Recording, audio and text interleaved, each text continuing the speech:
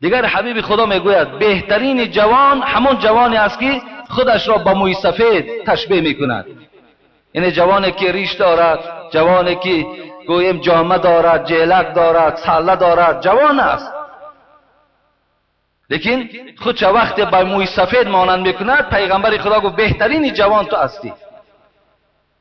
وقتی موی سفیدی که ساله ندارد، پیغمبر میگوید ببین در دام و شر کهولکم، بدترین موی سفید همون موی سفیدی هست که خودش به جوان تشبیه کرده است.